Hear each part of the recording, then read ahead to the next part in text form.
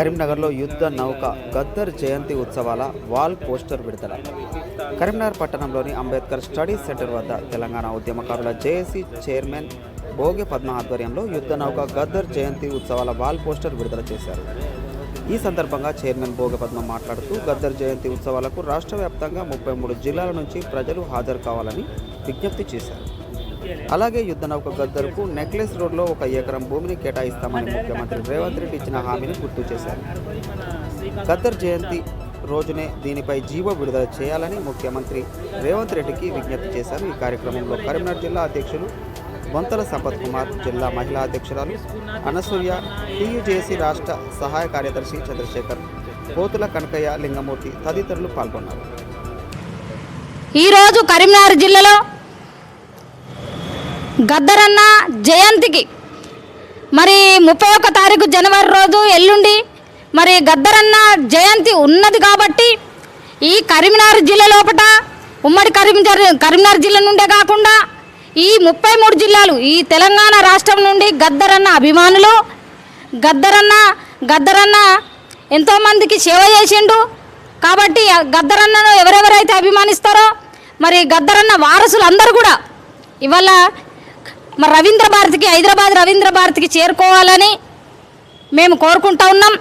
అందులో భాగంగా ఈరోజు కరీంనగర్ జిల్లా అంబేద్కర్ భవన్ ఇది. ఇక్కడ గద్దరన్న వాల్ పోస్టర్ను రిలీజ్ చేయడం జరిగింది. గద్దర్ ఫౌండేషన్ ద్వారా మేము ఇవాళ పోస్టర్ ఆవిష్కరణ చేశాం. మరి గద్దరన్న వారి కలం ద్వారా, వారి పాట ద్వారా, వారి కవిత్వం ద్వారా ఎంతోమంది యువతను తెలంగాణ ఉద్యమం వైపు తింపినటువంటి గద్దరన్న జయంతి అంటే మాకొక పండగ.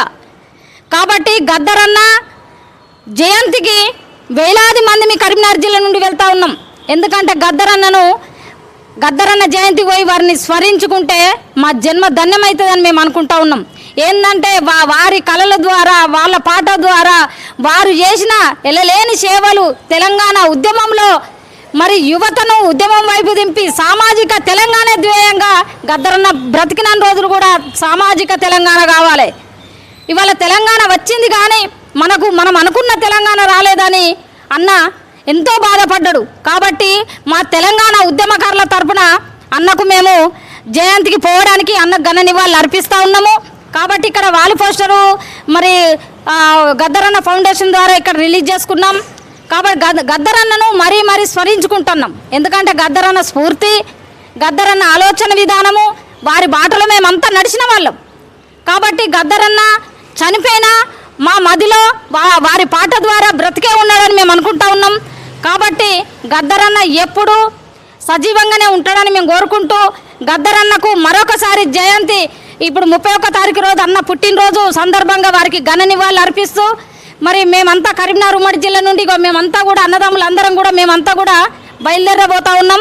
33 జిల్లాల నుండి కూడా మా టీయూజేఏసీ సంఘం తరఫున కానీ లేకుంటే వివిధ సంఘాల ద్వారా కానీ యువత కానీ మహిళలు కానీ మన గద్దరన్న స్ఫూర్తితోటి ఎవరెవరైతే స్ఫూర్తి పొందినరో వారి స్ఫూర్తి పొందిన అందరూ కూడా మరి రవీంద్ర భారతికి హైదరాబాదుకు మరి మధ్యాహ్నం 3 గంటల వరకు ఎల్లుండి 3 గంటల వరకు చేరుకోవాలని కోరుకుంటున్నా.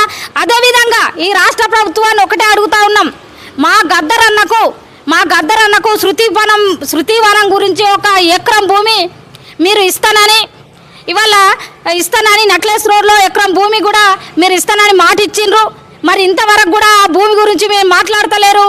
కాబట్టి ఈ కాంగ్రెస్ ప్రభుత్వాన్ని రేవంత్ రెడ్డి గారు, మీరు కళాకారులు అంటే మీకు అభిమానమే, మా గద్దరన్న అంటే మీకు అభిమానమే, కానీ మరి ఎందుకు మా గద్దరన్నను స్మరించుకోవడానికి రేపు నెక్లెస్ రోడ్లో 1 ఎకరం భూమి శృతివనానికి ఇస్తే మా గద్దరన్న జ్ఞాపకాలను అందులో పెట్టుకొని ఎవరమైతే గద్దరన్న అభిమానులం ఉన్నామో వాళ్ళ ఆశయాలు నెరవేరడానికి మేము ఇవాళ కష్టపడుతున్నాము.